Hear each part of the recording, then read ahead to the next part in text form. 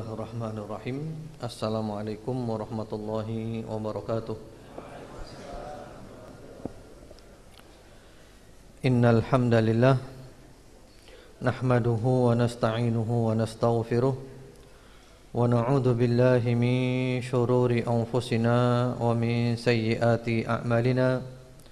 Man yahdihillahu fala mudilla lahu wa man yudlil fala hadiya lahu. Wa asyhadu an la ilaha illallah wahdahu la syarika lah wa asyhadu anna Muhammadan abduhu wa rasuluh sallallahu alaihi wa ala alihi wa sallama tasliman katsira. Amma ba'd. Ma'asyiral muslimin, ikhwan wa akhwat fillah rahimakumullah. Kita lanjutkan lagi sesi yang ketiga, insyaallah jam 13 sampai jam 14. Setelah itu tanya jawab sampai 14.30. Dan kita masih berada di Arkanul Iman, rukun iman.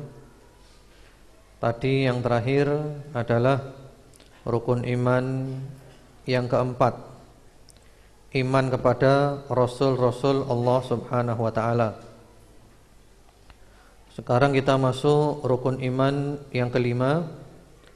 Qala Syekhul Musannif rahimahullahu ta'ala, berkata penulis kitab ini, semoga Allah merahmatinya, wal yaumil akhir.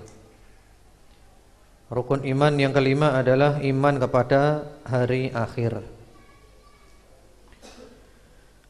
Maksudnya hari akhir adalah hari kiamat, ketika manusia dibangkitkan dari alam kubur untuk mendapatkan al-hisab wal jaza, perhitungan dan pembalasan. Kenapa dinamakan hari akhir?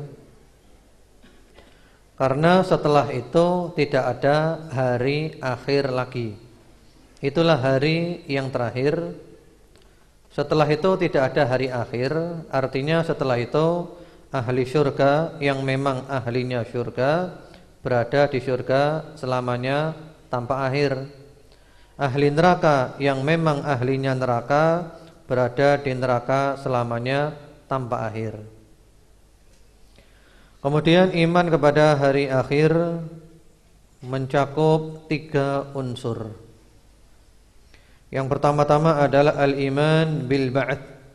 Kita iman dengan adanya hari kebangkitan, ketika manusia dihidupkan kembali, yaitu ketika ditiup sangkakala yang kedua kalinya. Manusia dibangkitkan dari kuburnya hufatan uratan ghurlan, tidak memakai alas kaki, tidak memakai sehelai kain pun, dan tidak berkhitan, seperti bayi baru dilahirkan oleh ibunya. Sebagaimana firman Allah Subhanahu wa ta'ala, kama bada'na awwala khalqin nu'iduh. Sebagaimana kita dulu pertama kali diciptakan oleh Allah Subhanahu wa ta'ala, nanti oleh Allah akan dikembalikan lagi. Dalam keadaan seperti itu, kumpul semuanya di arasat yaumil qiyamah, yang dikenal dengan padang mahsyar. Sehingga Ibunda Aisyah radhiyallahu taala anha, ketika diberitahu yang seperti ini oleh Rasulullah Muhammad sallallahu alaihi wasallam, yang terbayang di benak Ibunda Aisyah adalah malu.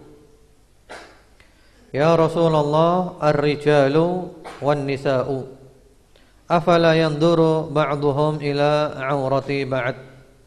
Wahai Rasulullah, laki perempuan seperti itu, apakah tidak saling melihat auratnya? Jadi Ibunda Aisyah merasa malu, laki perempuan kumpul telanjang bulat seperti itu, apa tidak saling melihat auratnya orang lain?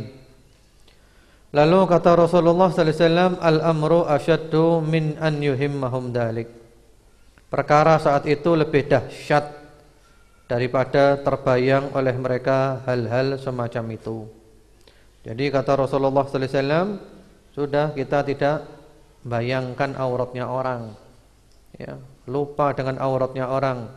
Ini hari yang sangat dahsyat. Yang terbayang adalah kita termasuk ahlul jannah atau ahlun nar. Fariqun fil jannah wa fariqun fis sa'ir. Kemudian unsur yang kedua adalah al-iman bil hisab wal jaza. Nanti ada hisab perhitungan dan juga ada jaza pembalasan. Kemudian unsur yang ketiga adalah al-iman bil jannati wan nar. Nanti ada syurga dan ada neraka. Kita mengimani semua itu dengan dalil-dalil yang amat sangat banyak dari Al-Quran dan As-Sunnah, dan tidak ada beda pendapat dalam masalah ini. Termasuk iman kepada hari akhir pula adalah mengimani apa yang terjadi setelah kematian, yaitu ada fitnah kubur, pertanyaan malaikat mungkar dan nakir, ada nikmat kubur dan ada azab kubur. Itu termasuk cakupan daripada al-iman bil yaumil akhir. Iman kepada hari akhir ini menghasilkan buah-buah yang sangat mulia. Orang yang iman nanti ada hari kebangkitan, nanti ada hari pembalasan. Maka orang ini akan semangat untuk berbuat kebaikan. Semangat, ya, karena saya akan mendapat balasan nanti. Semangat berbuat baik, dia termotivasi supaya nanti mendapat balasan yang baik, mendapat ridha Allah dan syurganya Allah Subhanahu wa taala. Kemudian juga di antara buahnya adalah takut berbuat maksiat. Mau maksiat, mau melanggar, mau nyimpang, takut nanti ada azab, nanti ada murka Allah Subhanahu wa taala. Kemudian di antara buahnya pula adalah hiburan. Iman kepada hari akhir ini hiburan. Kalau kita mungkin di dunia ini gagal, tidak mendapatkan yang kita inginkan, terhibur, yaitu kita mengatakan hidup kan bukan hanya di dunia saja, masih ada nanti alam akhirat. Jadi seandainya ada yang tidak kita dapatkan di sini, maka nanti masih ada di akhirat. Jangan sampai rugi dua-duanya. Selanjutnya, ma'asyiral muslimin, ikhwan wa akhwat fillah rahimakumullah. Di situ Syekhuna Fadilatul Syekh Muhammad bin Shalih Al-Utsaimin rahimahullahu taala membantah orang-orang kafir yang tidak percaya nanti ada kebangkitan setelah kematian. Saya enggak percaya, kan sudah mati, sudah selesai. Maka dibantah. Dibantah menurut syariat, dibantah dengan fakta, realita, dibantah dengan akal, logika. Syariat jelas di Al-Quran, di Sunnah, bahkan di semua kitab-kitabnya Allah yang dari langit disebutkan nanti ada hari kiamat, nanti ada hari pembalasan. Terlalu banyak dalilnya. Kemudian fakta, realita yang bisa kita saksikan, yaitu Allah Subhanahu wa taala telah memberikan contoh yang banyak tentang bahwa Allah itu mampu menghidupkan orang setelah mati. Di surat Al-Baqarah saja ada 5 contohnya bahwa Allah bisa menghidupkan orang mati.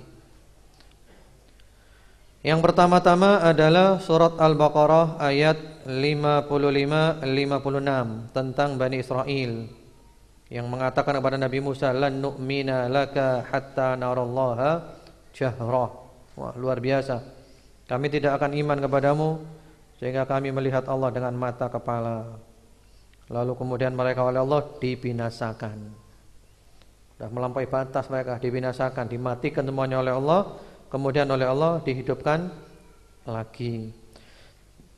Wa idh qultum ya Musa lan nu'mina laka hatta narallaha jahrah fa akhadhatkumus sa'iqatu wa antum tandurun thumma ba'atsnakum min ba'di mautikum la'allakum tashkurun.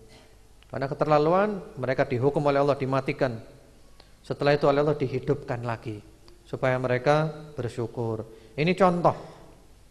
Dan kalau Allah memberi contoh itu benar, karena Allah itu gak mungkin bohong. Wa man asdaqu minallahi qila, wa man asdaqu minallahi haditha. Tidak ada yang lebih benar omongannya, firmannya daripada Allah Subhanahu wa taala.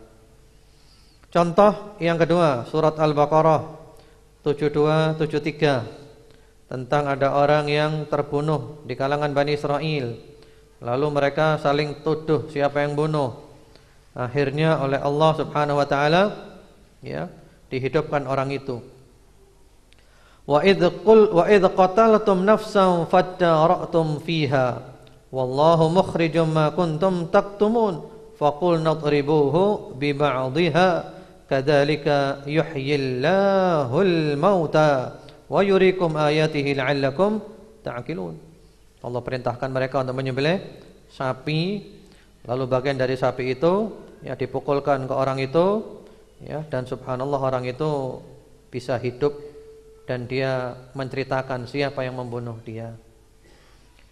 Contoh yang ketiga masih di surat Al-Baqarah ayat 243, tentang orang yang sekian banyak keluar dari negerinya takut mati, ternyata oleh Allah malah dimatikan, lalu oleh Allah dihidupkan. Alam tara ilal ladzina kharaju min diyarihim wa hum ulufun hadaral maut, melarikan diri dari negerinya takut mati. Faqala lahumullahu mutu tsumma ahyahum, Allah malah mengatakan matilah kalian, mati semua. Lalu oleh Allah dihidupkan lagi. Innallaha ladzu fadlin 'alan nas walakinna aktsarun nasi la yashkurun. Kemudian contoh yang keempat Al-Baqarah 259, tentang orang yang melewati suatu negeri yang mati. Negeri sudah mati, hancur. Dia ragu-ragu, siapa yang bisa menghidupkan negeri ini setelah kematiannya? Lalu Allah mematikan dia selama 100 tahun dan dihidupkan lagi oleh Allah Subhanahu wa taala. Au kalladzi marra ala qaryatin wa hiya khawiyatun ala 'urushiha qala anna yuhyi hadhihi Allahu ba'da mautiha fa amatahu Allahu 100 'amin thumma ba'atha qala kam labith qala labithtu yawman aw ba'da yawm qala bal labithta 100 'am fandur ila ta'amika wa syarabika lam yatasannah wandur ila himarika walinaj'alaka ayatan linnas wandur ila al'idhami kayfa nunshizuha thumma naksuha lahma falamma tabayyana lahu qala a'lamu anna Allaha ala kulli syai'in qadir. Dia heran, siapa yang bisa menghidupkan negeri yang sudah hancur ini? Lalu oleh Allah dia dimatikan selama 100 tahun lalu dihidupkan. Lalu dia ditanya, berapa lama kamu tinggal di sini? Dia menjawab, 1 hari atau setengah hari. Oh, kamu di sini 100 tahun. Kenapa dia mengatakan 1 hari atau setengah hari? Karena waktu itu dia membawa makanan. Makanannya masih utuh. Sehingga dia menyangka di sana cuma 1 hari atau setengah hari. Lalu oleh Allah diperintah, kamu lihat keledaimu. Ternyata keledai sudah jadi tulang belulang. Subhanallah ya, makanan utuh. Keledainya dia tulang belulang. Lalu Allah disusun lagi keledainya menjadi keledai lagi, hidup, barulah dia yakin. Saya yakin Allah bisa menghidupkan orang mati. Allah Maha Kuasa atas segala sesuatu. Kemudian contoh yang kelima, masih di surat Al-Baqarah 260, tentang kisahnya Nabi Ibrahim. Wa idz qala Ibrahim rabbi arini kaifa tuhyil mauta qala awalam tu'min qala bala walakin liyatma'inna qalbi qala fakhudh arba'atan minat tayr fasurhunna ilaik thumma ij'al 'ala kulli jabalin minhunna juz'a thumma ad'uhunna ya'tinaka sa'ya wa'lam anna Allaha 'azizun hakim. Nabi Ibrahim mengatakan, wahai Rabb, tunjukkan kepadaku bagaimana kau menghidupkan orang mati. Allah tanya, apa kau enggak beriman? Kata Nabi Ibrahim, aku beriman, cuman supaya lebih mantap ya. Lalu kata Allah, kamu ambil 4 burung, 4 ekor burung. Disebutkan yang berbeda-beda jenisnya. Kemudian 4 burung ini ya kamu sembelih. Disembelih, dicincang, dihancurkan ya, dicampur semuanya. Darahnya, kulitnya, tulangnya, bulunya, campur semuanya. Kemudian kamu letakkan di beberapa bagian dari gunung. Kamu letakkan sebagian di sana, sebagian di sana, sebagian di sana, campur-campur itu. Lalu kamu panggil. Subhanallah, burung-burung tadi menyusun. Darah yang miliknya dia ketemu burung A, burung B, burung C, burung D. Masing-masing nyusun miliknya. Tulangnya, kulitnya, bulunya, darahnya. Lalu jalan kepada Nabi Ibrahim alaihissalam. Subhanallah. Jadi Allah benar-benar mampu menghidupkan orang setelah mati. Kita percaya kepada Allah. Belum lagi yang lain-lain termasuk di surat Al-Kahfi. Surat Al-Kahfi yang kita dianjurkan membaca, disunnahkan membaca tiap Jumat. Kenapa membaca surat Al-Kahfi tiap Jumat? Ternyata di sana itu ada 4 kisah supaya kita waspada dari 4 fitnah. 4 kisah supaya kita waspada dari 4 fitnah. Yang pertama kisah Ashabul Kahfi yang ditidurkan oleh Allah 300 tahun lebih, lalu dihidupkan kembali, dibangunkan oleh Allah. Ya, supaya kita baca kisah ini kita waspada dari fitnah agama. Kemudian yang kedua kisah si kaya dan si miskin, supaya kita waspada dari fitnah harta. Kemudian kisah Nabi Musa dan Nabi Khidir, supaya kita waspada dari fitnah ilmu. Kemudian kisah Dzulqarnain, supaya kita waspada dari fitnah kedudukan, jabatan. Solusinya apa? Solusinya iman kepada hari kebangkitan. Kita bakal dibangkitkan oleh Allah Subhanahu wa taala, tanggung jawab. Kemudian juga dari akal, logika, bahwasanya Allah Subhanahu wa taala yang menciptakan langit, menciptakan bumi, menciptakan semuanya. Ya, dulu enggak ada apa-apa, Allah menciptakan menjadi ada. Lah kemudian mengulangi lagi itu lebih gampang daripada yang semula dahulu. Kita dulu tidak ada, Allah menjadikan ada. Lalu kita mati. Pengulangan lagi lebih gampang daripada yang pertama. Wa huwal ladzi yabda'ul khalqa tsumma yu'iduhu wa huwa ahwanu 'alaih. Ya, lebih mudah. Yang mengulangi yang kedua kalinya lebih mudah. Kemudian juga bahwasanya bumi yang mati ini contoh. Bumi mati, tandus, kering, kerontak. Allah menjadikannya dengan air hujan menjadi subur kembali. Karena itu Allah sering memberikan contoh di Al-Quran dengan tanah yang mula-mula kering, tandus, kena hujan, tumbuh tumbuh-tumbuhan, subur, kuning, rusak lagi, mati. Kemudian juga ma'asyiral muslimin, ikhwan wa akhwat fillah rahimakumullah. Sekarang kita juga pakai akal.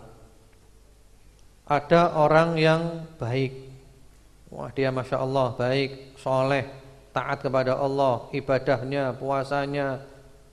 Kemudian juga baik kepada manusia, dia jujur, suka membantu orang. Pokoknya hubungannya dengan Allah baik, dengan manusia baik. Lalu orang ini mati.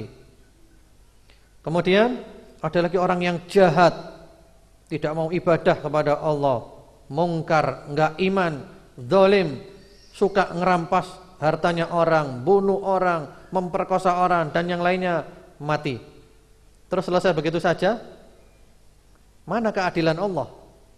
Akal kita menolak. Mana keadilan Allah? Iya kan?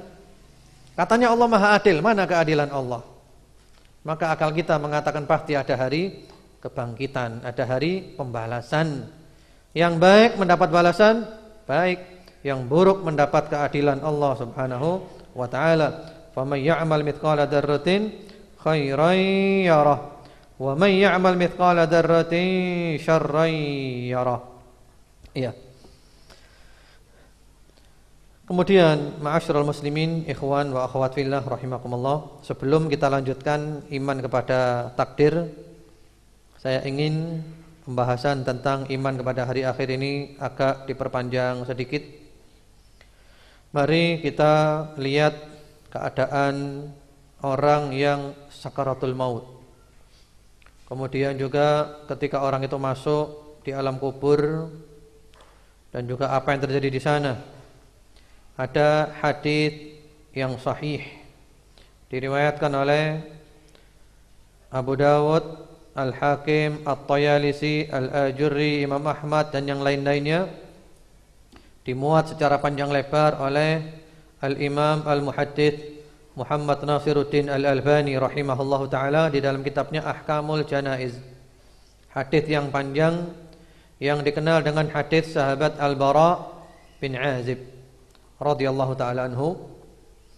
Ketika itu Rasulullah Muhammad sallallahu alaihi wasallam dan para sahabat mengubur jenazah salah seorang dari penduduk Madinah, Ansor. Sampai di kuburan, penggalian liang lahat masih belum tuntas. Sambil menunggu, Rasulullah sallallahu alaihi wasallam duduk menghadap kiblat dan para sahabat duduk di sekeliling beliau di sebuah tempat yang kosong di kuburan itu, dan tampak khusyuk para sahabat sehingga seakan-akan di kepala mereka ada burung. Rasulullah Muhammad sallallahu alaihi wasallam membawa kayu mencongkel tanah sambil seakan-akan ada sesuatu yang dipikirkan. Beliau melihat ke langit, beliau melihat ke bumi, mengangkat pandangannya, merendahkan pandangannya, sambil beliau mengatakan, "Ista'idzu billahi min adzabil qabr." Berlindunglah kalian kepada Allah dari azab kubur. Beliau ucapkan 2 atau 3 kali. Kemudian beliau mengucapkan, "Allahumma inni a'udzubika min adzabil qabr." Ya Allah, sesungguhnya hamba berlindung kepadamu dari azab kubur. Lalu beliau cerita perjalanan orang mukmin sampai tuntas, kemudian perjalanan orang fajir atau kafir.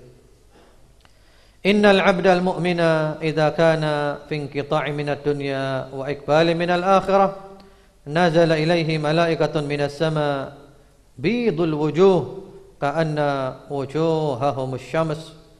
Orang yang beriman, seorang hamba yang beriman apabila hendak meninggalkan dunia menuju akhirat. Ini orang ketika sakaratul maut. Ya, kita bayangkan ya, kita sedang sakaratul maut. Maka turun kepadanya malaikat-malaikat dari langit yang wajahnya putih-putih, seakan-akan wajah mereka itu matahari. Wajahnya menyenangkan. Wa ma'ahum kafanun min akfanil jannah wa hanutun min hanutil jannah. Malaikat itu membawa kain kafan dari surga dan membawa parfum dari surga. Hanut, parfumnya orang mati dari surga. Lalu malaikat-malaikat itu duduk di sekeliling calon mayit yang beriman itu sejauh mata dia memandang. Jadi orang kalau mau mati, ini orang beriman ya, itu yang dia lihat kanan, kiri, depan, belakang malaikat semuanya. Malaikat putih-putih menyenangkan. Sampai akhirnya datang malakul maut alaihi salam, malaikat maut alaihi salam, dan malaikat maut itu duduk di samping calon si mayit ini. Sambil malaikat maut mengatakan, "Ayyatuhan nafsul mutmainnah, ukhruji ila maghfiratin minallahi wa ridwan."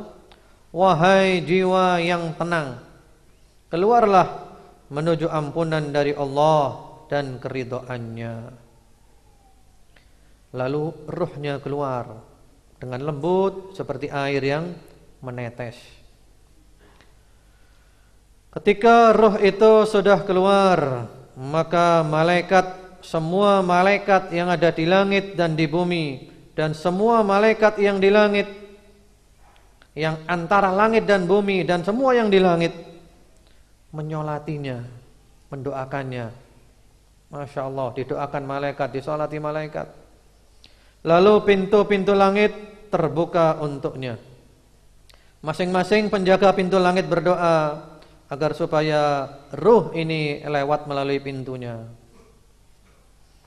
Kemudian setelah itu, ruh itu dimasukkan ke dalam kain kafan dari surga dan diberi parfum dari surga itu, sehingga keluar dari roh itu bau yang amat sangat wangi, melebihi bau yang paling wangi yang ada di muka bumi. Ini orang yang beriman. Setelah itu rohnya naik, dibawa naik oleh malaikat. Tiap-tiap melewati rombongan malaikat, mereka selalu bertanya, "Ma hadzal ruhut thayyib?" Ini rohnya siapa yang wangi ini? Wah, ini wangi, rohnya siapa ini? Rohnya siapa? Yang membawanya menyebutkan fulan bin fulan, disebutkan kebaikan-kebaikannya ketika di dunia. Fulan bin fulan, ahli tauhid, ahli sunnah, yang berbakti kepada kedua orang tuanya, yang taat kepada suaminya, yang muamalahnya dengan manusia baik. Pokoknya kebaikan-kebaikannya disebutkan. Sampai ke langit dunia. Yang membawanya minta dibukakan, langsung dibuka dan langsung masuk. Malaikat langit dunia menyertai sampai langit yang kedua. Masuk langit kedua. Malaikat langit kedua menyertai sampai langit yang ketiga. Terus demikian sampai langit yang ketujuh. Setelah itu Allah Subhanahu wa taala mengatakan, "Uktubu kitaba 'abdi fi 'illiyin." Tulislah catatan amal hambaku itu di 'illiyin, yaitu catatan amal ahli syurga. Wa ma adraka ma 'illiyun, kitabun marqum yashhaduhul muqarrabun. Lalu Allah mengatakan, kembalikan dia ke bumi. Karena aku berjanji aku menciptakan dia dari tanah, mengembalikan dia ke tanah, dan nanti akan membangkitkan dia dari tanah. Kemudian disebutkan di dalam hadis yang lainnya, ketika jenazah itu ditandu, dibawa menuju kuburan, kalau dia orang beriman, dia orang baik, dia mengatakan, qaddimuni, qaddimuni, cepatkan aku, cepatkan aku. Sudah sampai di kuburan, ya, dimasukkan di liang lahat, ditimbun, semuanya pulang, keluarganya pulang, hartanya pulang, temannya pulang, semuanya pulang. Harta yang dia bawa cuma kain kafan. Yang menyertai dia adalah amalnya.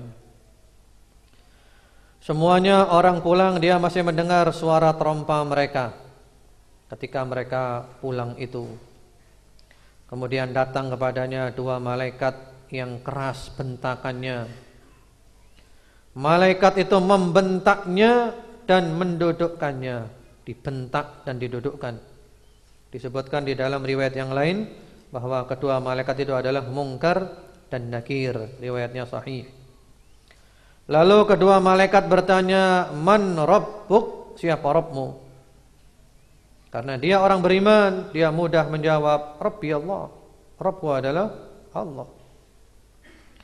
Lalu dia ditanya, "Ma dinuk?" Apa agamamu? Karena dia orang beriman, dia dengan mudah menjawab, "Dini al-Islam." Agamaku Islam. Lalu dia ditanya lagi, "Ma hadzal rajulul ladzi bu'itsa fikum?" Siapa orang yang diutus kepadamu? Dia menjawab, "Huwa Rasulullah sallallahu alaihi wasallam." Lalu dia ditanya lagi, "Wa ma amaluk?" Apa amalmu? Qara'tu kitab Allah fa amantu bihi wa saddaqtu. Aku membaca kitab Allah, aku iman dan aku percaya. Lalu dia dibentak lagi. "Man rabbuk wa ma dinuk wa man nabiyyuk?" Siapa Rabbmu? Apa agamamu? Dan siapa nabimu? Ternyata dia masih bisa menjawab, "Rabbi Allah wa dinil Islam wa nabiyyi Muhammad sallallahu alaihi wa ala alihi wasallam." Karena dia beriman. Allah memberikan ketetapan. Bagaimana firman Allah di surat Ibrahim 27, "Yuthabbitullahu alladhina amanu bil qawli tsabiti fil hayatid dunya wa fil akhirah." Orang beriman lahir batin dijadikan oleh Allah sampai mati, sampai di akhirat tetap istiqamah di dalam kalimat tauhid. Dia sukses. Lalu ada penyeru dari langit yang berseru, "An sadaqa 'abdi fa'afrishuhu minal jannah walbasuhu minal jannah waftahu lahu baban ilal jannah." Hambaku benar, berilah dia hamparan permadani dari syurga, berilah dia pakaian dari syurga, dan bukalah untuknya pintu menuju syurga. Subhanallah. Maka kuburannya berubah menjadi raudhatun min riyadil jinan, taman syurga. Kuburannya diluaskan sejauh mata memandang, baunya syurga, wanginya syurga sampai ke sana. Lalu datang kepadanya satu orang yang wajahnya bagus, pakaiannya bagus, baunya wangi. Orang itu mengatakan, kabar gembira, kau mendapat ridha dari Allah Subhanahu wa taala. Kau mendapatkan syurga yang penuh dengan kenikmatan terus menerus. Ini adalah hari yang dijanjikan untukmu, kata orang itu. Lalu orang beriman yang baru mati tanya, kau ini siapa? Semoga Allah memberikan kepadamu kabar gembira dengan kebaikan. Kau ini siapa? Lalu dia menjawab, aku adalah amal solehmu.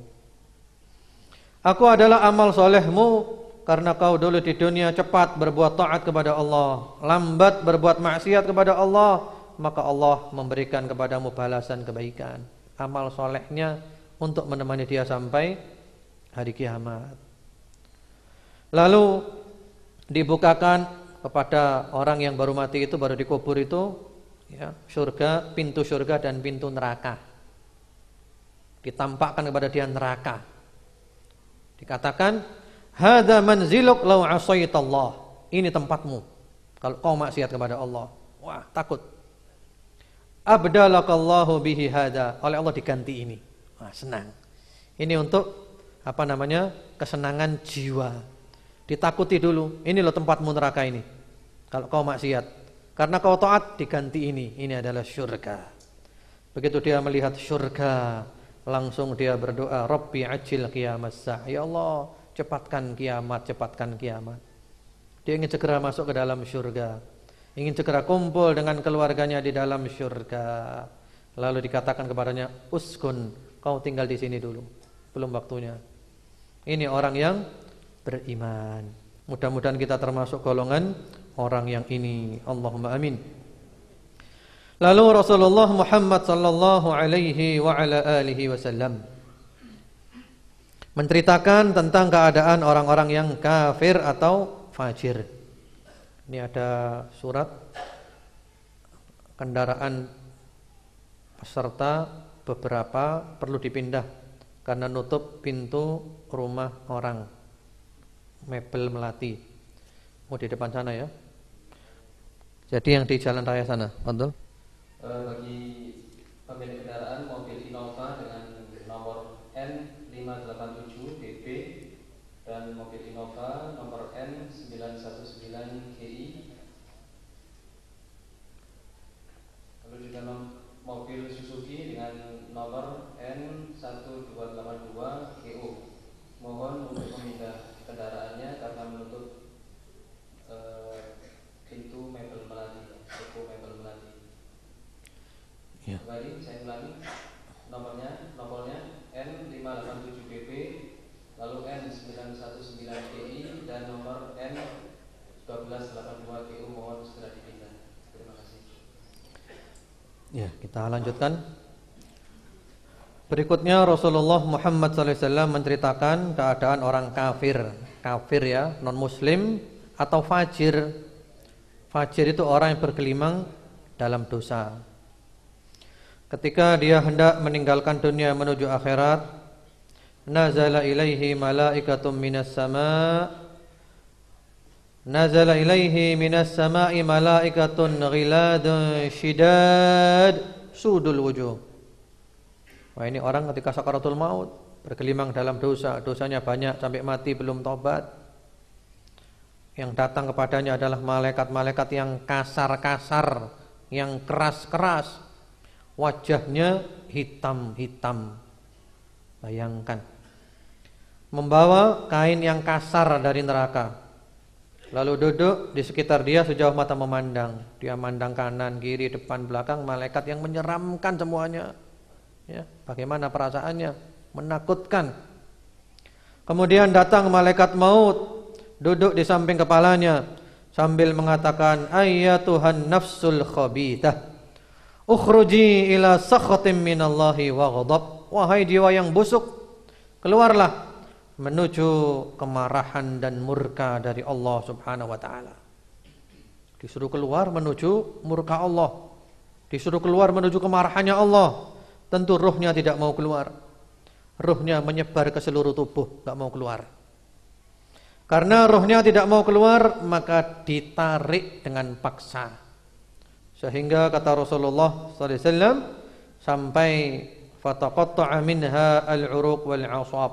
Urat-uratnya, otot-ototnya putus, ditarik dengan paksa. Kemudian setelah rohnya keluar, dilaknat, dikutuk oleh malaikat. Semua malaikat antara langit dan bumi, dan semua malaikat yang di langit dikutuk. Malaikat langit, malaikat bumi ngutuk dia, terkutuklah kau. Allah yal'anuk, Allah yal'anuk, Allah yal'anuk, dikutuk. Ya. Dan semua pintu langit ditutup. Tidak ada satupun penjaga pintu melainkan berdoa, ya Allah, jangan sampai roh ini lewat melalui pintu saya, ya Allah. Setelah itu dimasukkan ke dalam kain kasar dari neraka itu, dan keluar daripadanya bau yang sangat busuk, melebihi bau busuk yang ada di muka bumi ini.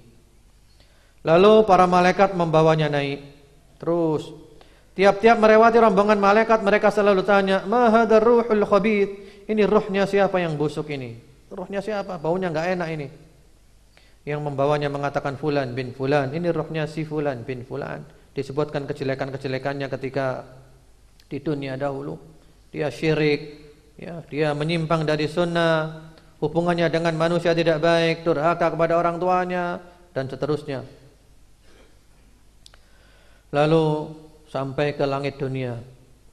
Yang membawanya minta dibukakan, ternyata tidak dibuka, enggak mau buka. Kemudian Rasulullah Muhammad sallallahu alaihi wasallam membacakan firman Allah surat Al-A'raf ayat 40, la tufattahu lahum abwabus sama' wa la yadkhulunal jannah hatta yalijal jamalu fi sammil khiyat. Tidak dibuka untuk mereka pintu-pintu langit, dan mereka tidak masuk ke dalam syurga sehingga ada onta yang bisa masuk lubang jarum. Lalu Allah mengatakan, uktubu kitabahu fi sijjin fil ardi sufla. Tulislah catatan amal dia di sijjin, bumi yang paling bawah, yaitu catatan amal ahli neraka. Lalu Allah perintahkan supaya dikembalikan ruhnya ke bumi.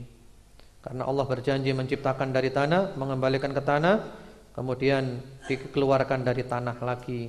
Dan ruhnya dilempar, bukan dibawa turun, dari langit dilempar.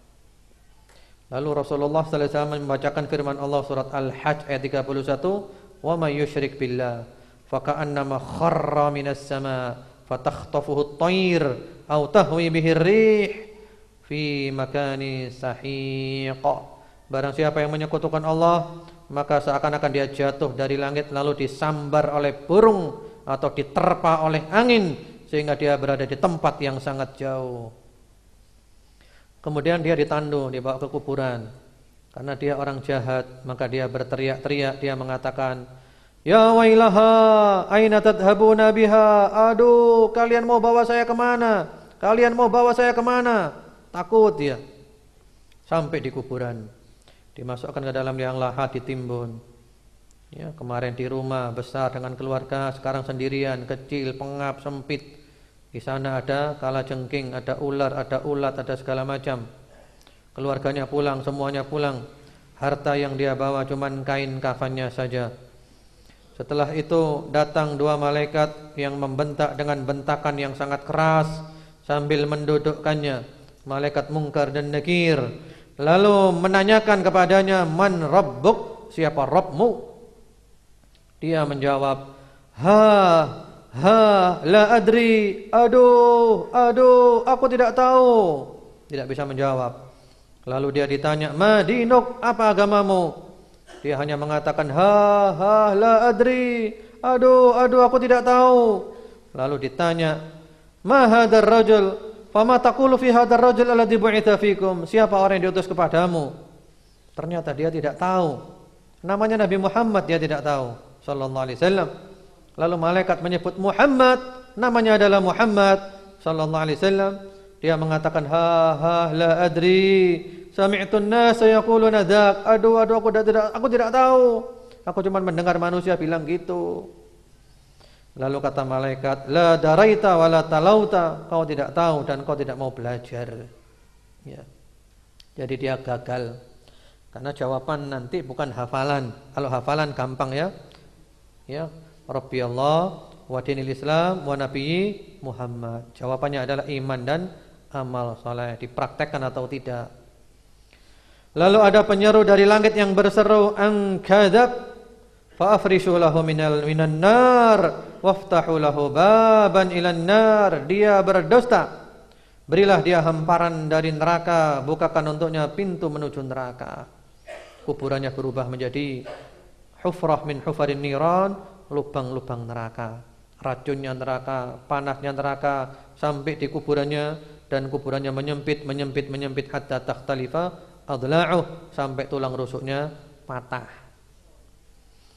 Kemudian datang kepadanya satu orang yang wajahnya jelek, pakaiannya jelek, baunya busuk, sambil mengatakan, ya, kabar gembira, hari yang buruk bagimu. Ini adalah hari yang dijanjikan untukmu.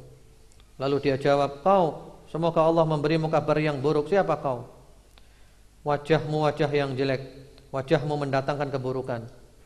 Lalu orang itu menjawab, aku adalah amalmu yang buruk, karena kau dulu lambat berbuat taat kepada Allah dan cepat berbuat maksiat kepada Allah, maka Allah membalasimu dengan keburukan pula. Ya, itu amal buruknya menemani dia sampai kiamat, ditemani oleh orang yang jelek, pakaiannya jelek, baunya enggak enak. Subhanallah, tersiksa. Lalu datang kepadanya a'ma asam abkam, satu orang yang buta, tuli dan bisu. Buta itu enggak mau lihat, kau mau seperti apapun tidak dilihat. Tuli enggak mau dengar, mau teriak model apa enggak didengar. Bisu enggak banyak bicara, hanya menyiksa dan menyiksa. Yang mana di tangannya ada mirzabah min hadid, batang besi. Batang besi kalau dipukulkan ke gunung, langsung gunung berubah menjadi pasir dan dipukulkan ke orang itu.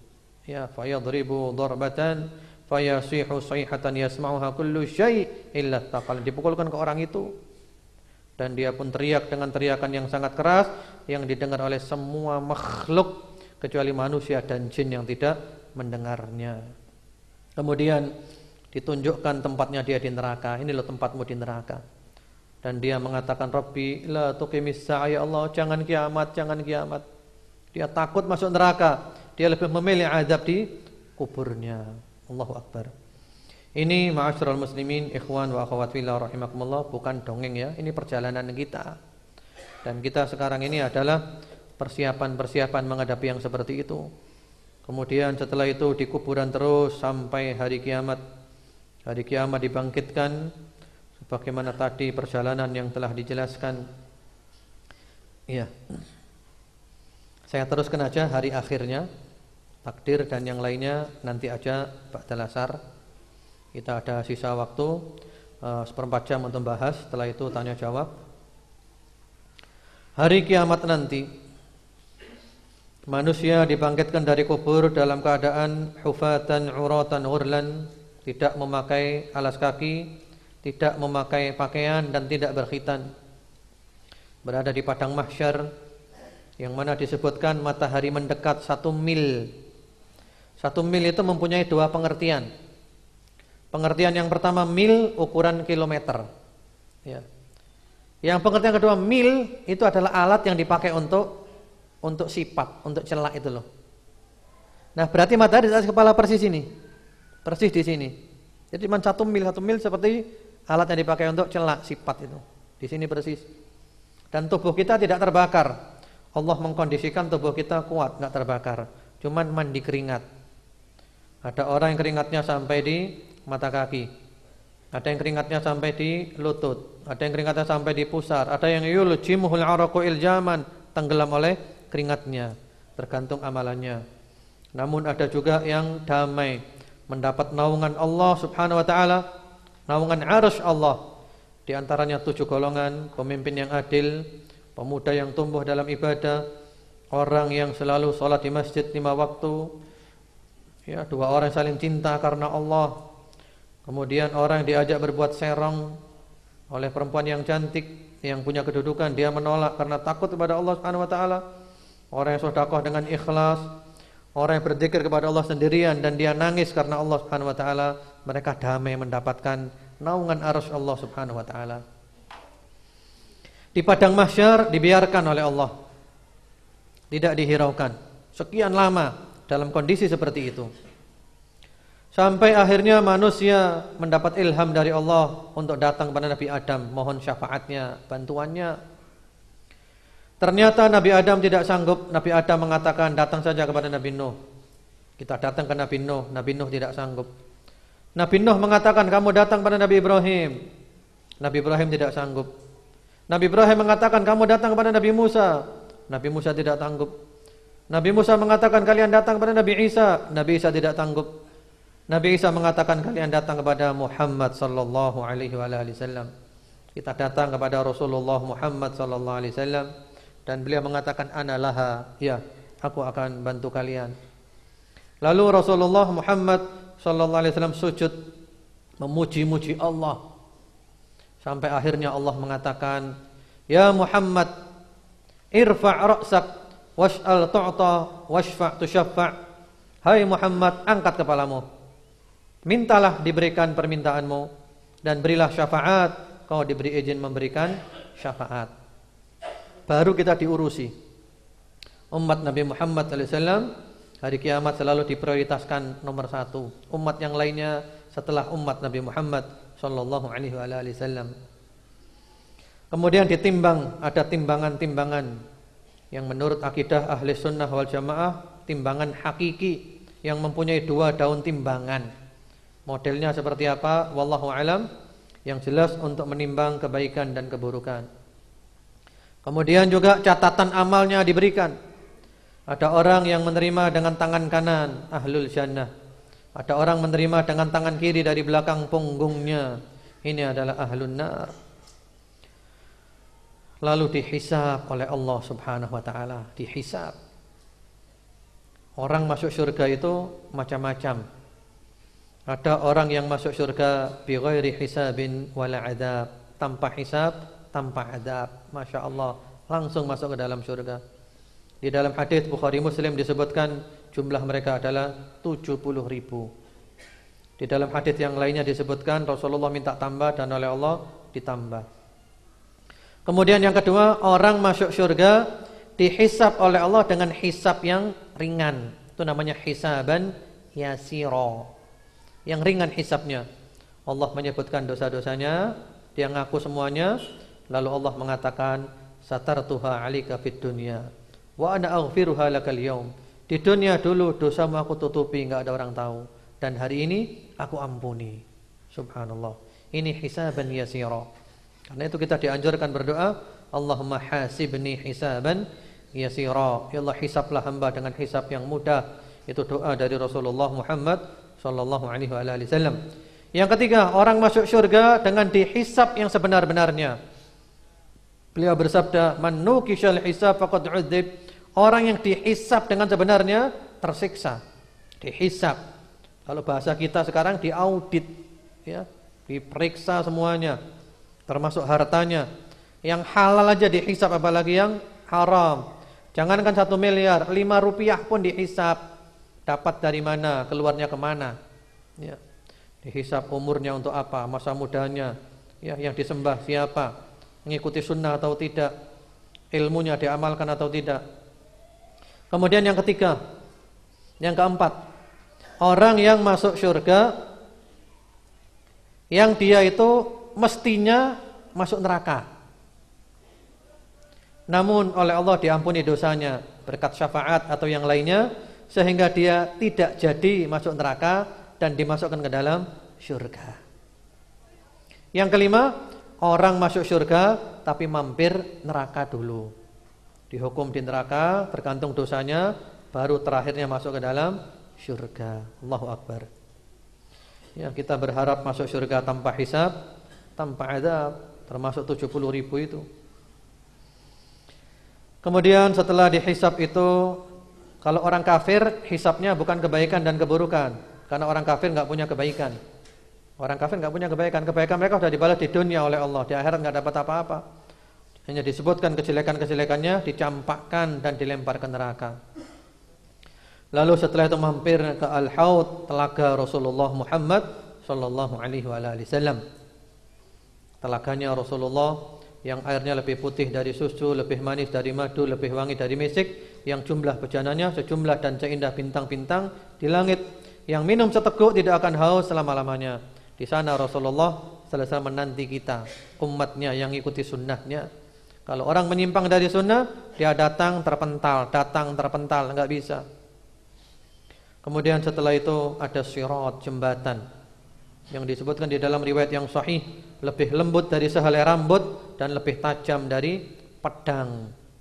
Yang di sampingnya ada galalib, semacam jangkar untuk narik orang yang lewat, ya. Dan masing-masing orang lewat tergantung amalannya. Di bawahnya adalah neraka Jahannam. Allahu Akbar. Ada orang yang lewat seperti kedipan mata. Ada orang yang lewat seperti kilat. Ada yang lewat seperti angin. Ada yang lewat seperti kuda pacu. Ada yang lewat seperti penunggang onta. Ada yang lewat sambil berlari. Ada yang jalan biasa. Ada yang merangkak. Ada yang terkena kaitan, galalib, robek semuanya, tapi dia masih selamat. Ada yang terkena kaitan itu ditarik dan masuk ke dalam neraka Jahannam. Allahu Akbar. Setelah itu yang sudah selamat sebelum masuk surga diberhentikan di kontoroh untuk diadakan kisos. Namun kisos di kontoroh ini tidak sama dengan kisos ketika di sebelumnya tadi. Kalau kisos yang tadi itu kan kebaikan dan keburukan. Jadi kalau orang berbuat dolim, ya kebaikannya diambil diberikan orang yang didolimi. Kalau enggak punya kebaikan, maka dosa orang yang didolimi diambil diberikan dia itu tadi. Nah kalau sekarang ini tidak, ini sudah calon ahli surga semuanya mereka ini. Di sini kisosnya bukan kisos begitu. Kisosnya di sini adalah hanya untuk membersihkan hati sesama calon penghuni surga. Hanya untuk membersihkan hati sesama calon penghuni surga. Ya, mungkin masih ada sakit hati kepada orang, enggak enak dibersihkan semuanya. Sehingga mereka masuk ke dalam surga dalam keadaan hatinya sudah bersih. Wa naza'na ma fi sudurihim min ghillin ikhwanan ala sururim mutaqabilin. Dicabut sifat-sifat buruk, kebencian, kedengkian di hatinya. Sehingga ahli surga semuanya adalah bersaudara di atas dipan-dipan berhadap-hadapan. Kemudian setelah itu mau masuk ke dalam surga. Yang pertama membuka pintu surga adalah Rasulullah Muhammad sallallahu alaihi wasallam. Beliau minta dibukakan. Yang menjaga bertanya, "Man anta? Siapa Anda?" Beliau menjawab, "Muhammad. Aku adalah Muhammad sallallahu alaihi wasallam." Yang menjaga mengatakan, "Bika umirtu an la aftaha li ahadin qablak." Aku diperintahkan untuk tidak membuka bagi siapapun sebelum Anda. Beliau masuk lebih dahulu dan umat beliau adalah umat yang masuk lebih dahulu daripada umat-umat yang lainnya. Ya, ahlul jannah. Masya Allah. Mudah-mudahan kita termasuk ahlul jannah semuanya. Nah, sekarang orang yang terakhir masuk surga. Dia orang beriman, banyak dosanya, dihukum oleh Allah di neraka, masuk neraka dia. Nah, orang keluar dari neraka, keluar, dia keluar paling akhir. Dia adalah penghuni terakhir di neraka. Dia seperti arang, kalfahmi, lalu dimandikan dari sungai kehidupan dia tumbuh. Kemudian dia merangkak. Kata Allah Subhanahu wa taala, "Idhab fadkhulil jannah." Silakan kau masuk surga. Lalu dia melihat seakan-akan surga itu ditampakkan penuh. Dia mengatakan, "Wahai Allah, aku lihat surga sudah penuh." Kata Allah, "Kau dapat surga seperti dunia ditambah lagi 10 kali lipat." Lalu dia mengatakan, "Wahai Allah, apakah engkau mengolok-olok aku? Apakah engkau mentertawakan aku, wahai Allah?" Jadi dia enggak percaya. Dikira Allah itu meledek dia. Ketika Rasulullah selesai menceritakan ini, Rasulullah tertawa. Sampai gigi-gigi geraham beliau tampak. Artinya ini adalah ahli surga yang paling akhir masuk surga, dan ahli neraka yang paling akhir keluar dari neraka, mendapatkan surga seperti dunia ditambah lagi 10 kali lipat. Subhanallah. Bagaimana pula dengan ahlul jannah al-firdaus. Namun jangan dianggap enteng masuk neraka ya. Karena vonis masuk neraka macam-macam. Si fulan divonis masuk neraka 1 menit. 1 menit di neraka berarti berapa lama? 1 hari sama dengan 1000 tahun. 1 menit sama dengan 253 setengah hari, 8 bulan. 1 menit di neraka berarti 1 bulan di neraka. Allahu Akbar. Setelah itu ahli syurga sudah masuk ke dalam syurga. Allah mengatakan, wahai ahli syurga, maukah kamu aku tambah? Ahli syurga mengatakan, ya Allah, bukankah engkau telah membuat wajah kami putih bersih? Engkau telah memasukkan kami ke dalam syurga. Engkau menyelamatkan kami dari api neraka. Tambahan apa ya Allah? Tambahan apa lagi?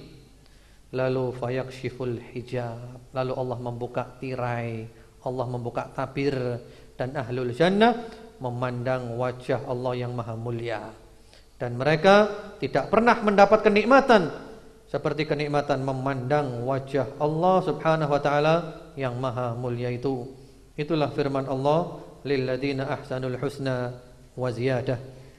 Kemudian juga di antara puncak kenikmatan syurga adalah Allah memberikan keridhaan kepada ahlul jannah, sehingga Allah tidak murka lagi setelah itu selama-lamanya. Wallahu alam. Itu dulu kajian kita pada sesi yang ketiga ini. InsyaAllah nanti masih ada lagi sesi yang keempat. Kita selesaikan al-aslu at-tsani. Sekarang kita masuk sesi tanya jawab.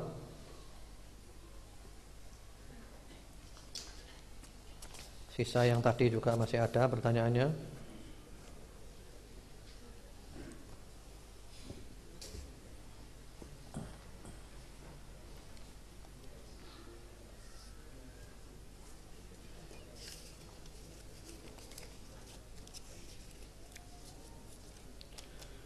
Mengenai penciptaan langit dan bumi itu disebutkan di dalam surat Fussilat ya.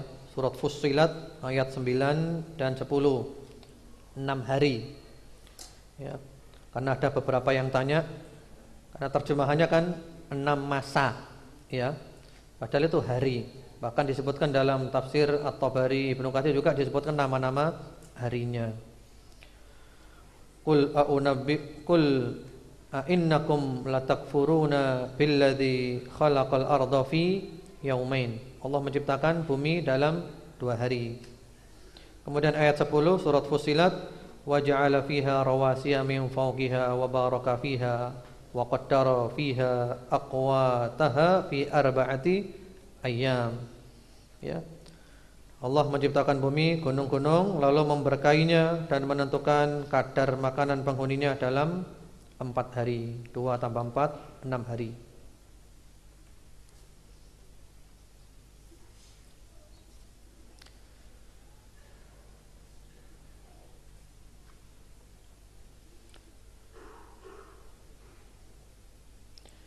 Kita hanya boleh mentauhidkan Allah saja, ibadah hanya kepada Allah saja.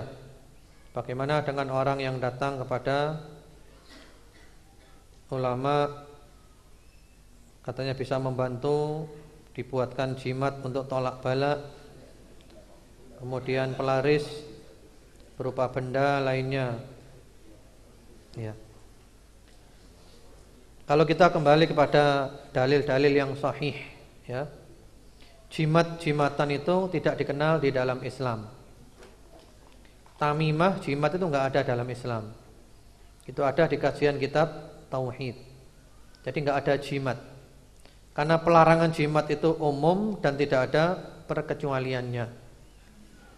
Bahkan yang dari Al-Quran pun menurut pendapat yang rajih, yang kuat adalah juga dilarang kalau untuk jimat. Adapun kalau ruqyah dibaca, nah tidak apa-apa dengan syarat-syaratnya. Jadi kita jangan terkecoh oleh siapapun. Yang penting adalah perbuatannya sesuai Al-Quran atau tidak, sesuai Quran Sunnah pemahaman salaf atau tidak. Sesuai berarti benar, enggak sesuai berarti salah. Jadi ukurannya bukan orang, ukurannya adalah Al-Quran was Sunnah ala fahmi salafil ummah.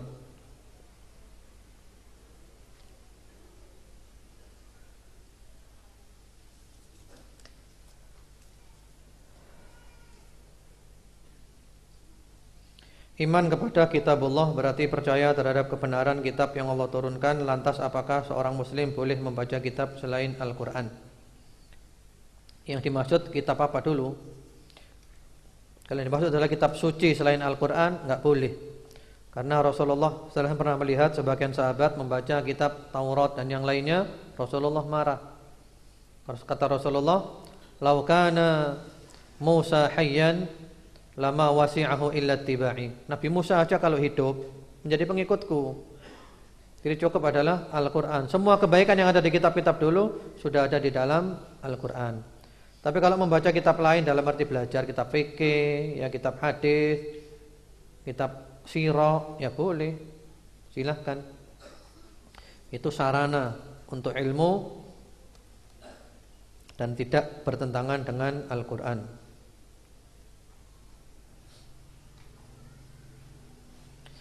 Bagaimana caranya agar kalimat la ilaha illallah ada di hati kita dan paham betul dengan kalimat la ilaha illallah? Caranya belajar.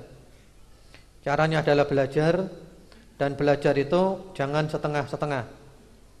Para ulama salafus saleh mengatakan al-ilmu la yu'tika ba'dah illa idza a'taitahu kullak. Ilmu tidak memberikan kepadamu sebagiannya kecuali kalau kamu berikan dirimu kepada ilmu secara total. Maksudnya, kalau kita belajar setengah-setengah enggak dapat ilmu. Kita belajar total, baru dapat ilmu sedikit. Seperti itu.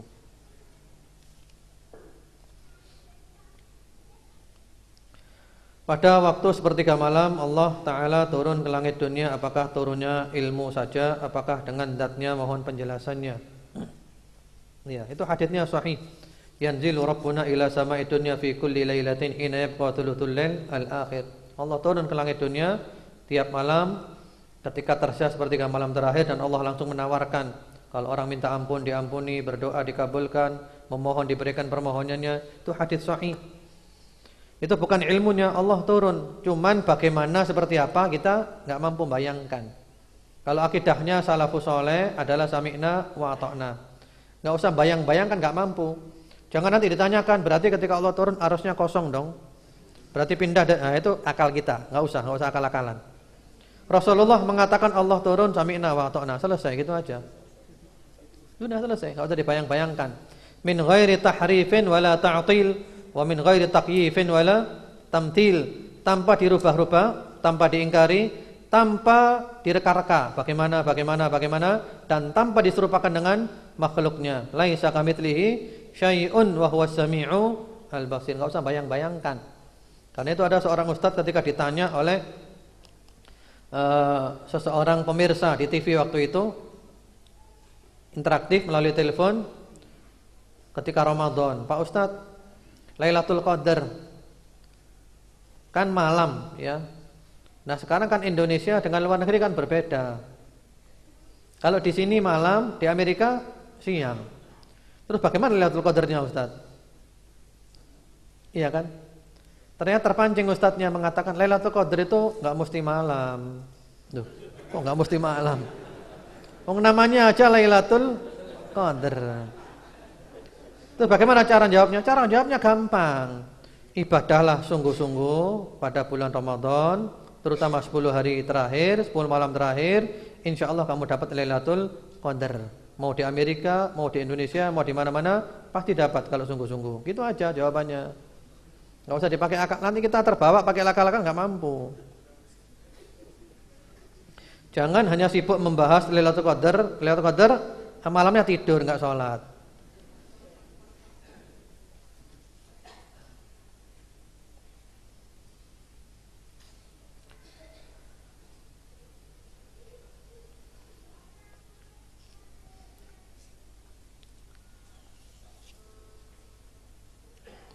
Untuk mengucapkan la ilaha illallah apa perlu mursyid? Lah kok repot banget itu loh. La ilaha illallah gitu aja kok nunggu mursyid dulu itu. Tidak ada ya. La ilaha illallah silakan ucapkan. La ilaha illallah, enggak usah nunggu mursyid. Ya. Dan di mana siapa mursyid yang dikehendaki Allah itu? Wah, ini di mana ya? Nah, ini mungkin ada pemahaman-pemahaman tertentu ya. Ini juga tolong dijelaskan syariat, thariqat, makrifat, hakikat ya. Di dalam berislam itu paling enak ngikuti Al-Qur'an, As-Sunnah dengan pemahamannya salafus saleh. Gampang, praktis, mudah, sistematis, murah, masuk surga.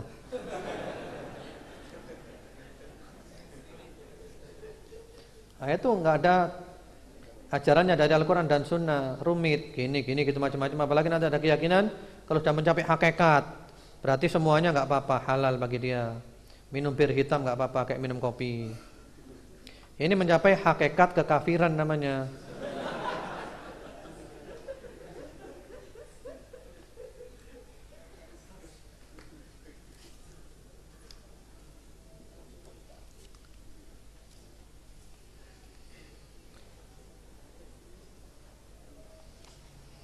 Apa nama syafaat Rasulullah sallallahu alaihi wasallam di padang mahsyar disebut apa? Namanya adalah asy-syafa'atul uzma. Asy-syafa'atul uzma. Di hari kiamat nanti yang tadi kita bahas. Dan itu yang selalu kita berdoa selesai adzan, Allahumma rabb hadhihi da'wati tammah was salatil qa'imah ati Muhammadanil wasilata wal fadilah wab'athu maqaman mahmudan alladhi wa'adtah innaka la tukhliful mi'ad. Itu sanadnya hasan menurut Syekh bin Baz ya. Jadi itu maksudnya adalah asy-syafa'atul uzma.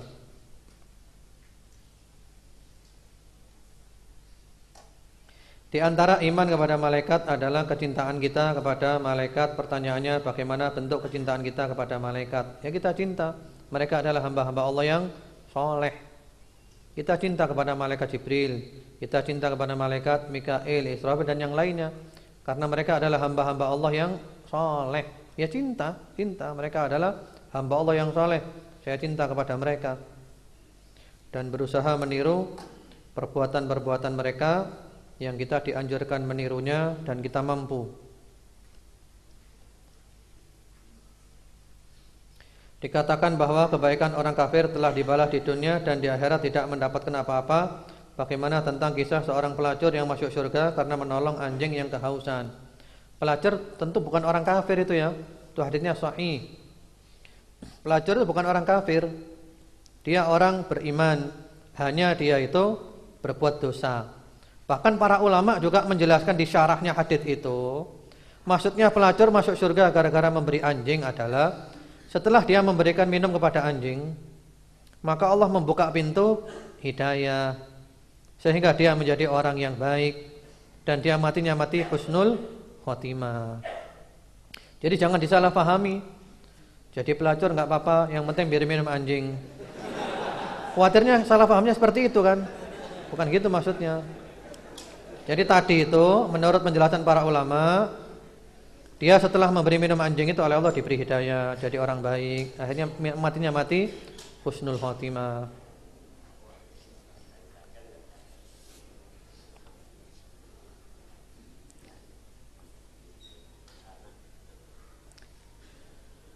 Tadi kata Ustadz, Nabi itu meneruskan risalah dari Rasul, dan Rasul yang pertama adalah Nabi Nuh, lalu Nabi Adam dan Nabi Idris meneruskan risalah dari siapa? Nabi Adam itu dan umatnya, anak-anaknya itu otomatis sudah paham sendiri tanpa ada risalah.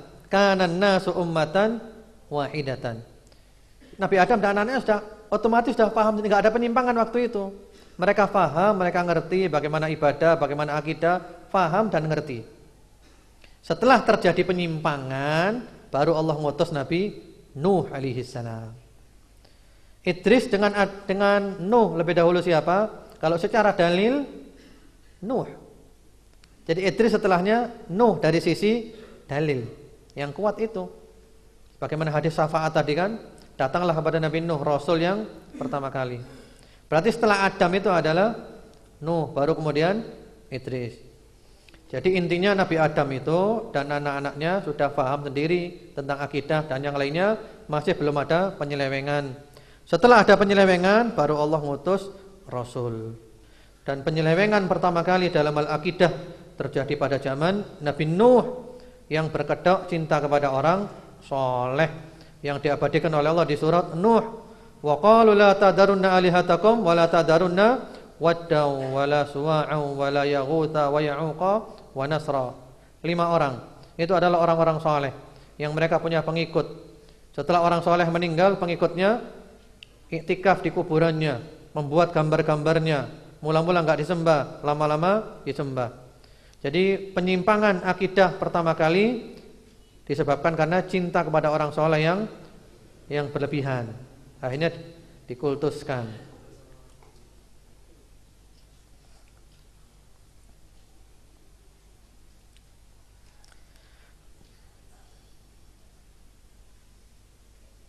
Ustadz, ana seorang guru di salah satu TK Islam. Ada murid ana yang tanya tentang malaikat, apakah ada malaikat yang jahat? Kan ada malaikat yang memiliki tugas untuk memukul di alam kubur. Terus malaikat-malaikat tinggal di mana? Bagaimana ana harus menjawabnya? Enggak. Malaikat semuanya baik. Malaikat semuanya baik. La ya'sunallaha ma amarahum wa yaf'aluna ma yu'maru. Malaikat semuanya baik. Adapun menyiksa orang memang tugasnya. Bukan berarti dia itu suka mukuli orang, ya. Memang ditugaskan Allah untuk memukul. Seperti itu. Tinggalnya di mana? Ya banyak, ada yang di bumi, ada yang di langit. Banyak malaikat itu jumlahnya. Bahkan disebutkan di dalam hadis tentang Isra wal Mi'raj, Rasulullah sallallahu alaihi wasallam melihat di Baitul Ma'mur, ya. Baitul Ma'mur kiblatnya para malaikat, tiap hari masuk ke dalamnya 70.000 malaikat. Setelah keluar enggak masuk lagi. Jadi tiap hari ganti 70.000. Ini menunjukkan betapa banyaknya jumlah malaikat.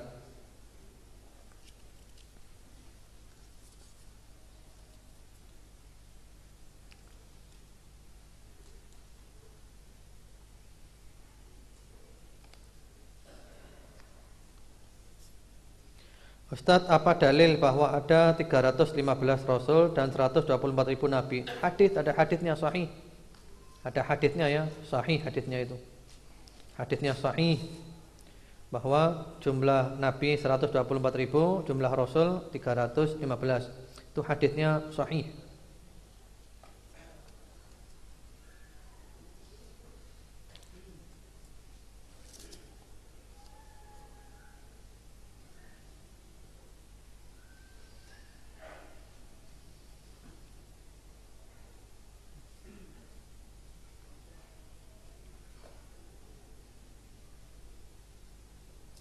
Ya.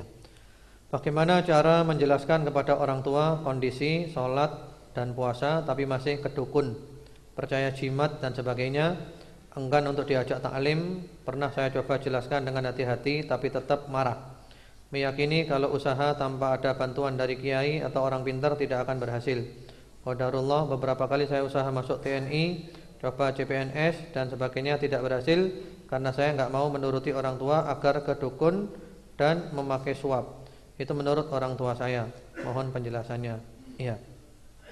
Lah ini kewajibannya anak adalah mendakwai orang tuanya. Antum bersyukurlah kepada Allah Subhanahu wa taala diberi hidayah mengenal sunnah. Di antara nikmat Allah yang terbesar setelah Allah menjadikan kita beriman adalah Allah mengenalkan kita kepada sunnah. Ini nikmat yang amat sangat besar. Gigit dengan geraham, jangan dilepas. Karena berapa banyak orang yang mengaku Islam masih tidak mengenal sunnah, melanggar sunnah, menyimpang dari sunnah. Nah sekarang kewajibannya adalah mendakwai orang tua. Didakwai pelan-pelan, butuh waktu, sabar. Dakwah tidak seperti membalik tangan. Dakwah pagi, sore jadi, tidak. Dakwah butuh jalan panjang. Doakan terus. Dan kewajiban anak ini mendakwai orang tuanya.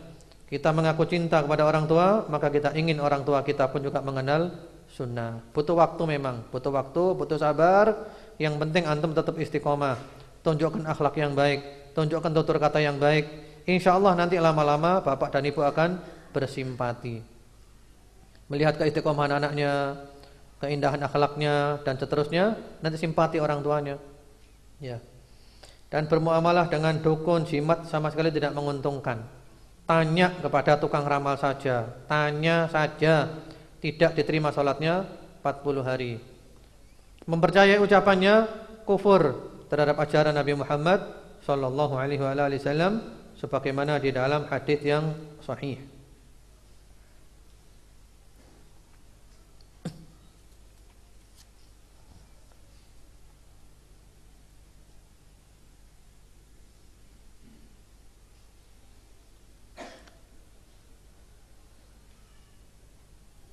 Bagaimana mengkategorikan apakah termasuk syirik atau bukan?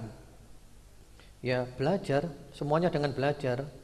Supaya kita tahu syirik itu apa saja. Ada syirik akbar, ada syirik asghar, ada syirik khafi. Ya, semuanya harus belajar. Dan belajar tidak cukup hanya 1 hari, 2 hari, belajar itu terus. Karena ilmu tidak ada batasnya. Ilmu ibarat lautan yang tidak bertepi. Semakin kita belajar, semakin kita haus akan ilmu.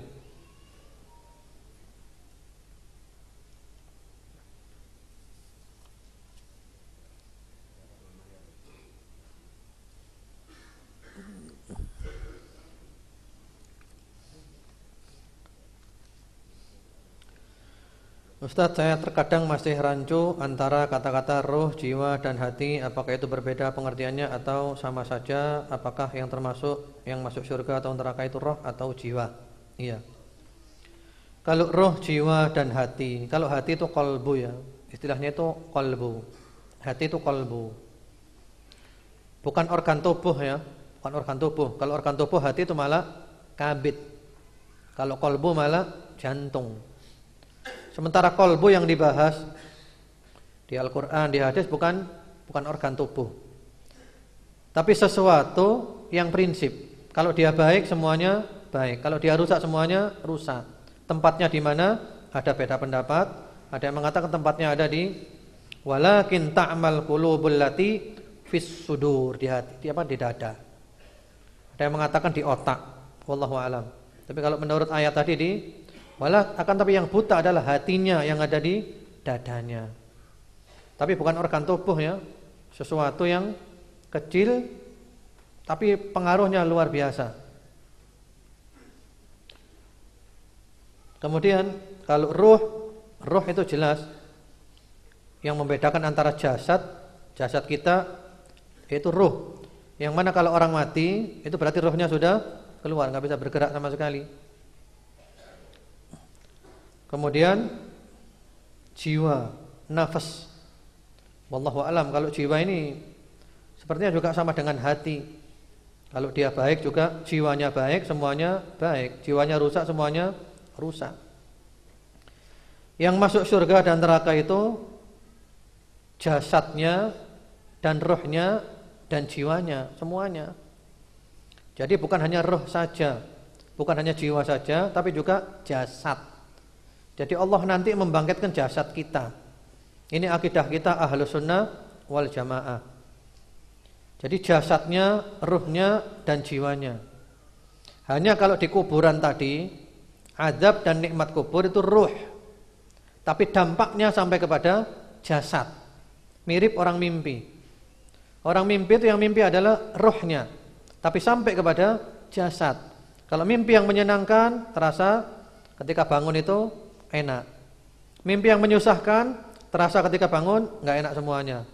Itu di alam kubur. Kalau di akhirat ruhnya, jasadnya, badannya.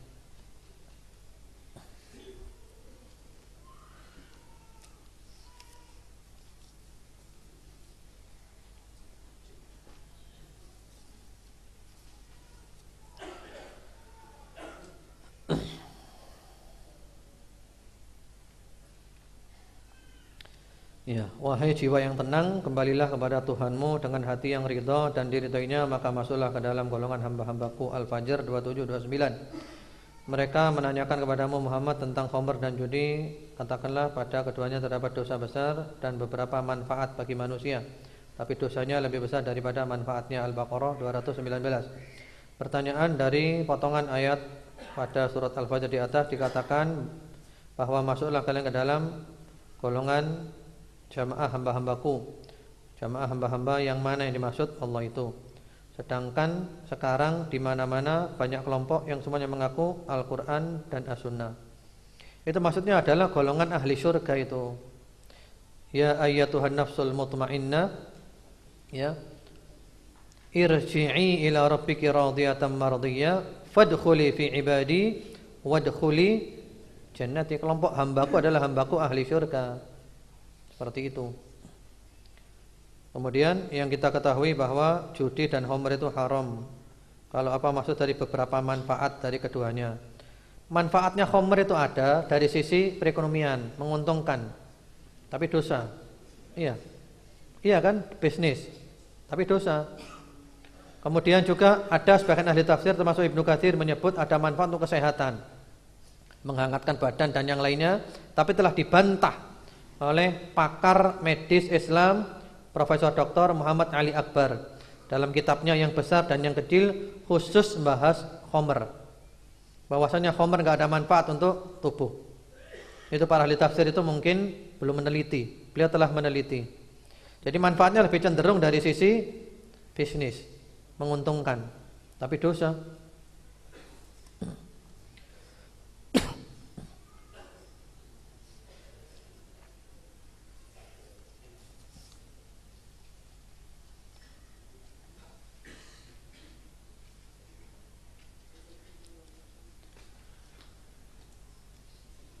Kata Ustaz tadi, ada kaum yang dimasukkan neraka sebentar sebatas dosanya lalu diangkat ke surga. Kalau dihubungkan dengan ayat Al-Quran bahwa surga itu kekal di sana dan neraka itu juga kekal di dalamnya. Iya. Yang kekal itu adalah penghuninya yang asli. Adapun orang yang dari neraka keluar itu adalah orang yang penghuni neraka sementara.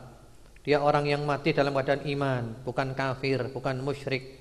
Cuman dia bawa dosa, belum tobat dan enggak diampuni oleh Allah, sehingga dia dicuci dulu. Setelah itu masuk ke dalam surga. Tinggal di neraka itu orang yang memang benar-benar kafir tulen, di neraka selama-lamanya. Ahli surga setelah itu di surga selama-lamanya.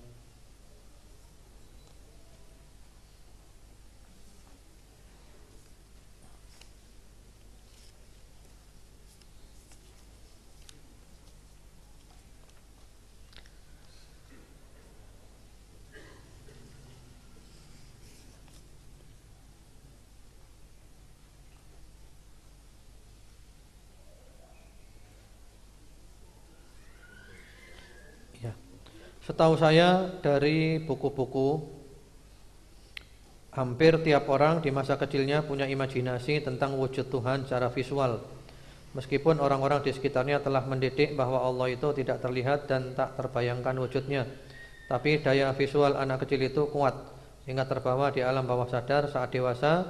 Setelah dewasa kita mempelajari uluhiyah, rububiyah dan asma wa sifat untuk menghilangkan imajinasi Tuhan masa kecil, tapi seringkali itu masih terbayangkan. Apakah dosa? Bagaimana menghilangkannya? Kalau ada terbayangkan, segera ditepis, jangan diikuti.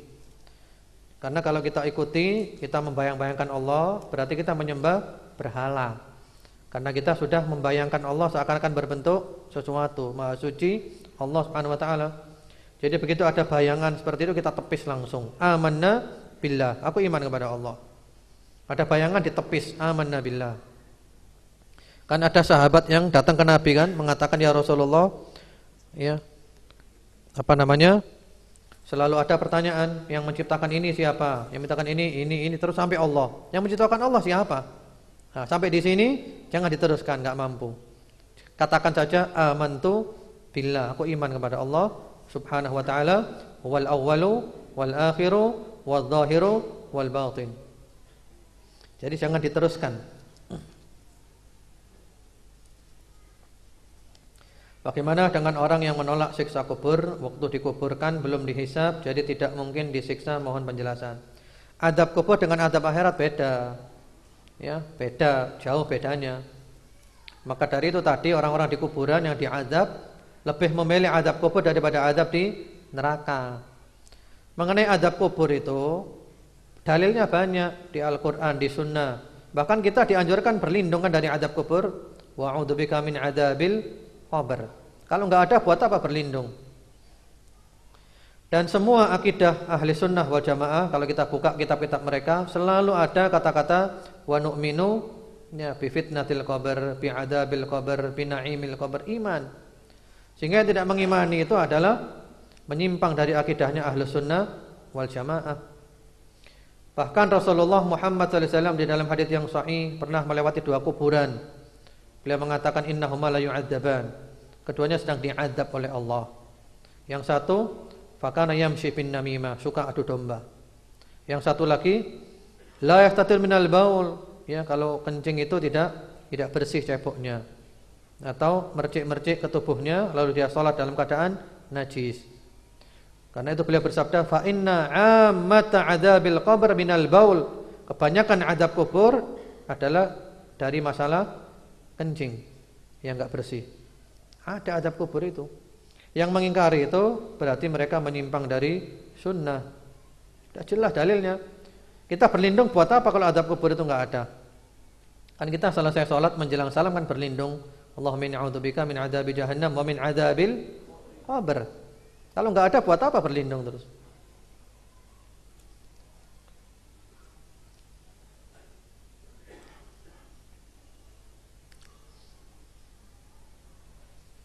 Banyak orang yang beranggapan bahwa dengan berzikir la ilaha illallah bahkan mereka mengamalkan ribuan kali tanpa mengamalkan arti dan makna la ilaha illallah.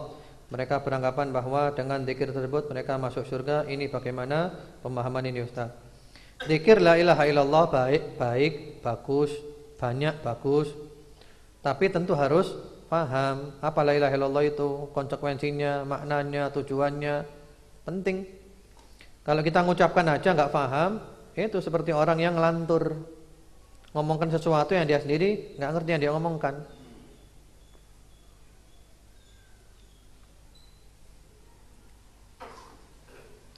Ustadz mau menanyakan bagaimana cara kita agar lebih mengenal hakikat Allah, agar lebih mencintai Allah. Cara yang terbaik untuk mengenal Allah ini adalah dengan belajar al-asma was sifat. Belajar nama-nama Allah dan sifat-sifat Allah. Itu cara yang terbaik. Dan para ulama telah menulis buku-buku. Di antara kitab yang bagus adalah Fiqhul Asma'il Husna, yang sudah diterjemahkan dalam bahasa Indonesia, judulnya Fiqh Asma'ul Husna, yang ditulis oleh Fadilatul Syekh Profesor Dr. Abdul Razak bin Abdul Muhsin Al-Badr, penerbitnya Darus Sunnah. Kemudian juga belajar sifat-sifat Allah, di antaranya dari buku yang bagus Al-Aqidah Al-Wasithiyah, yang sudah disyarah oleh para ulama, ditulis oleh Syekhul Islam Ibnu Taimiyah. Kalau mau naik lagi tingkatannya adalah Fatawa Al-Hamawiyah, juga sudah ada terjemahannya. Kalau mau naik tingkatan lagi adalah Risalah Tadmuriyah, ya. Dan alhamdulillah kami sudah mempelajari 3 kitab itu dari Fadilatul Syekh Profesor Dr. Khalid bin Abdullah Al-Muslih, Al-Wasithiyah, Al-Hamawiyah, At-Tadmuriyah. Itu tingkatan-tingkatannya. Wah, dahsyat luar biasa. Kenal Allah, benar-benar kenal Allah melalui al-asma was sifat. Sekali lagi, ya butuh belajar yang sungguh-sungguh, serius, total, enggak setengah-setengah. Setengah-setengah enggak dapat ilmu. Belajar total dapat sebagian ilmu. Nah, kembali ke kita. Milih yang mana?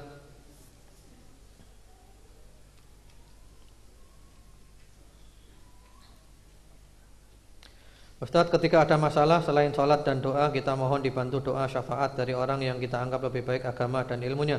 Kemudian selain didoakan, kita diberi air atau garam untuk kemudian digunakan. Apakah termasuk syirik? Air atau garam tersebut dibilang sudah dibacakan ayat-ayat Al-Quran dan sholawat. Mohon penjelasannya. Kalau minta didoakan oleh orang soleh, enggak apa-apa, boleh. Itu termasuk tawasul yang diperbolehkan. Demikian pula kalau air dibacakan, ya, itu ruqyah yang syar'iyah.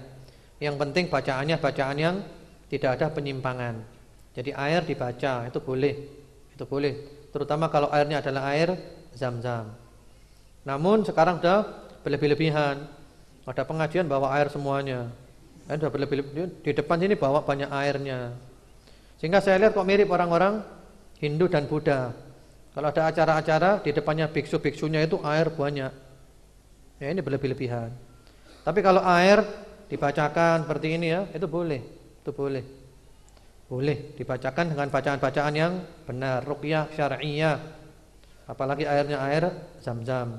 Kemudian kalau garam, garam itu dibuat masak saja.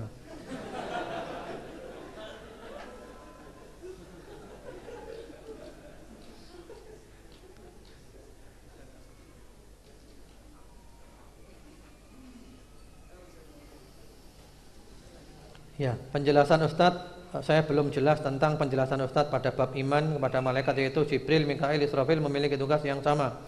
Jibril menghidupkan hati dengan wahyu, Mikail menghidupkan dengan menurunkan hujan, menghidupkan bumi yang mati dengan hujan, menghidupkan tumbuh-tumbuhan. Israfil menghidupkan setelah mati yang ditiupkan sangkakala. Maksudnya ditiup itu orang yang mati hidup kembali. Yang menghidupkan adalah Allah tentu saja, cuman dia adalah penyebabnya, dia adalah perantaranya.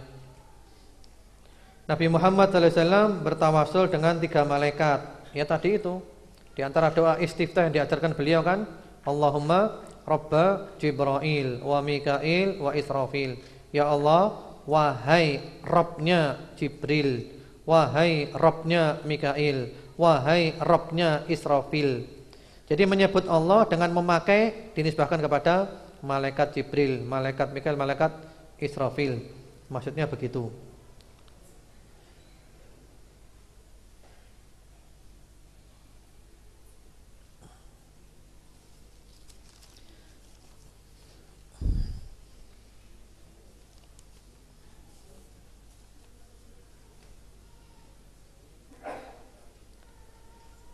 Bagaimana hukum membandingkan agama Islam dengan agama lain yang bertujuan untuk menyangkal pendapat orang non-muslim seperti yang dilakukan oleh Dr. Zakir Naik dan Ahmad Dedat. Kalau mereka ahlinya tidak masalah, tapi kalau kita bukan ahlinya, jangan. Ahmad Dedat itu ahlinya, ya monggo silahkan. Kalau bukan ahlinya, jangan. Karena kalau bukan ahlinya nanti justru kita malah terpengaruh sendiri, mau bantah malah kita yang goncang akidahnya. Syekh Ahmad Dedat rahimahullah taala luar biasa ahli kristologi, ya, dan orangnya cerdas sekali. Apa yang disebut Ustadz tadi 7 golongan yang mendapat naungan di padang mahsyar? Nah ini waktunya habis. Saya tutup dengan penjelasan ini saja karena ada beberapa yang tanya.